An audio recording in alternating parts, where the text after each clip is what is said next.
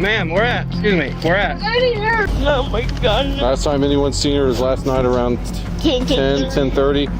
Asked if she wanted tacos, and now you guys went to sleep. Okay. And he was sitting.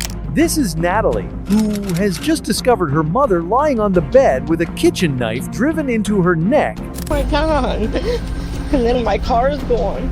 Initially, police treat the scene as a botched burglary, but something about the room just doesn't add up. There are no signs of a struggle. No unusual noises were heard, and there is zero evidence of forced entry or exit. But the longer they interview the victim's daughter, the more they realize this was no random break-in. It was the work of someone who truly believed they were fulfilling a prophecy. He always would say he's going to kill me and Jay, and you guys are going to kill us. And he has a knife. Knife? Yeah. Okay. What kind of knife is he? Like a pocket knife. And he always carries it? Mm-hmm. Okay. Get rid of Rachel. Crazy or anything, I'm not stupid. I'm not saying you are. That's why I went straight forward with you. I'm trying to be straightforward with you guys and the ones that think they're better than everybody else. Mm-hmm. I want you to clean off this battleship deck. Just before dawn on Wednesday, May 27th, a breathless 911 call alerts Ohio authorities to a suspected break-in where a mother has been brutally attacked. Caller? Yeah. Are you the one that has the knife in their neck? No, my mom says she's not breathing. Station all units 57B, East Kitty 908, East Kitty, subject is not breathing. Stay on the phone with me, okay? Caller, do you know who did it to her?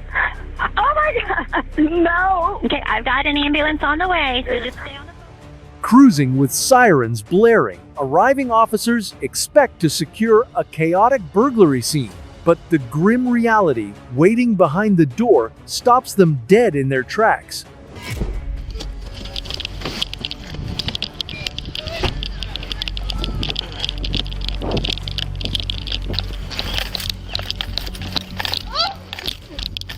Where's he at?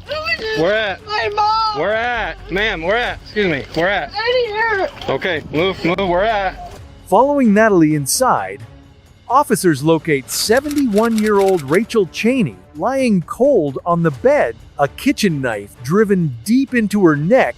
Natalie's boyfriend, Jonathan, is found upstairs completely unharmed. Let's go back here, okay? Sure. In the car? You got anything on you? Just my money and stuff. She's still gurgling, man. She's cold, though. When I pulled up, so we went in there, and I went to give first aid because I thought she just got stabbed, but no, she's cold. And then so we continued to search the house and found that dude upstairs bedroom with the door closed. So we detained him and pulled him out here. I saw briefly and I started throwing a coat. That lady stabbed in the neck. They said she's cold. Pretty good. Now inside on her bed with a knife sticking out of her neck. A female? Elderly, yeah. Elderly. Who was the girl that they just took out of here? Daughter. Oh, she found her? Yeah, homeowner and her boyfriend was, they were both upstairs sleeping, I guess, and she came down and she's cold to the touch. Blood's all dried. So she'd been there? Yeah. The big knife and it's in deep, so Okay. barely couldn't be self-inflicted. With the blood already dried and the knife driven far too deep to be self-inflicted, officers quickly determined that Rachel had been dead for hours. At this stage, investigators begin treating the grim scene as a botched burglary. Oh my God. Last time anyone seen her was last night around 10:30. Asked if she wanted tacos, and now you guys went to sleep. Okay. And he was sitting out here. Yeah. Whose house is this? My mom. But she just recently put it in my name, so. Okay, so it's your house. Well, I don't know. Can you give us consent to search this? Okay. Oh my God. And then my car is gone. Yet, the scene offers a puzzling contradiction.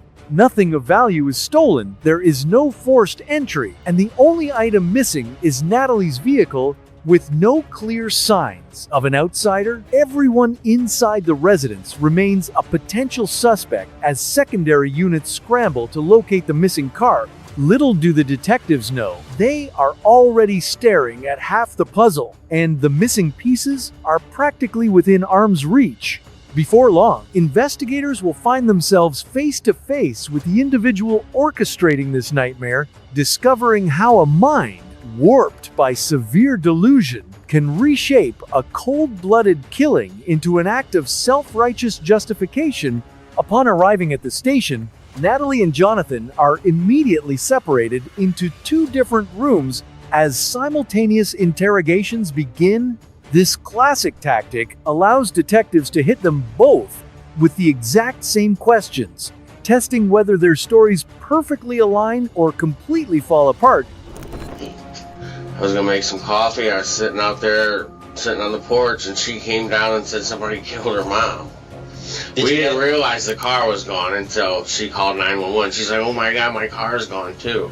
Okay. I didn't hear anything this morning. I'm a pretty light sleeper, plus the dog's there. I cannot believe it. I could not believe I woke up to something like that. That's horrible. She's all I had. I went downstairs this morning. What time was this? I know it was maybe close to 8 o'clock. Okay. I didn't check on her then. So I figured she was sleeping because usually she calls me. So I stayed upstairs and it was dark and I seen this stuff on her face and I thought, what is that? And I turned on the light and there's this big knife sticking out of her neck right there. So I didn't go in there anymore. And then I walked outside because I needed to get some air.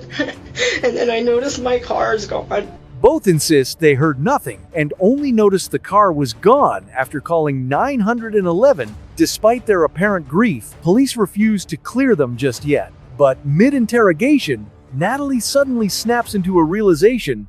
Her brother, Joseph, who shares the house, has also vanished. In her blind panic over her mother, it hadn't even registered until now, a bombshell detail that immediately steers the case down a completely different path. With both Joseph and Natalie's car missing, detectives instantly shift their focus, pressing Natalie for details about her brother's recent behavior. He has, schizophrenic like 8 years ago. Yeah. He used to go to the FBI. Mm-hmm. There's somebody in the FBI, and they didn't believe him, I guess, and he let it go for a while. And he went back up there, and I think he had one of his, like, little fits, whatever. Longer than that? 8 years ago. 8 years ago, okay. And he was supposed to take meds, and he never took them. Okay. He thinks he don't need them. You know what else he's been diagnosed with? No. I barely know him. He's just always talking off the wall stuff, like he's related to Dillinger, this person. Natalie shares that Joseph has schizophrenia. Once, taking wild mafia delusions to the FBI, he was briefly institutionalized, but didn't stick to his meds. Shockingly, doctors cleared him for an immediate release anyway. Left without treatment, Joseph was left to spiral deeper into his unstable mind. The only thing she ever asked him was to take her up and down the stairs so she could go places. That's all she's ever asked him. It was all on me all the time. He didn't tell. He always would say he's going to kill me and Jay, and you guys are going to kill us. And he has a knife. Knife? Yeah. What kind of knife is he? Like a pocket knife. His chilling threats to kill Natalie and the entire family suddenly made perfect sense. If Joseph was behind his mother's death, it explained the lack of forced entry and why he fled in Natalie's car. Everything was falling into place. A crime scene with no signs of a break-in, and an untreated schizophrenic brother with a history of violent threats. But what seemed like an open and shut case would soon become far more complicated than detectives ever imagined. Fortunately, patrol units just caught a massive break they spotted and stopped Natalie's car without incident. Sitting behind the wheel was none other than Joseph Cheney. Right back there with him. I already know their wives because of jump, and they know martial arts. I know who all three of them are.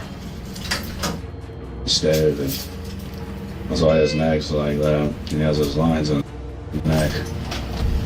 He has the one that bagged me up, tried to kill the mother. I'm not retarded.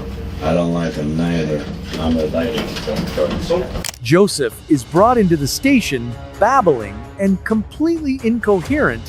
Initially, police suspect he might be faking it to put on an act, but as the interrogation gets underway, it becomes glaringly obvious that something is deeply wrong with his mental state.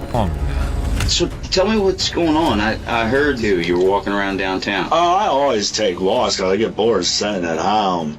My family used to own Lombardo's and then Oliver's, and it used to be Maddox's back in the day with the O'Donnells and Spike O'Donnell bar downtown. Mm-hmm. How are you related to them? Well, I'm related to Joseph Claudia Maddox from the 1800s. I believe he's my great-great-great-uncle, I think. He worked for the Cap Ones and Al Cap One and the Chicago outfit and everything. The moment the detective begins speaking, Joseph starts rambling about 1920s Chicago mobsters. It's the first clear confirmation of the severe schizophrenia his sister had described.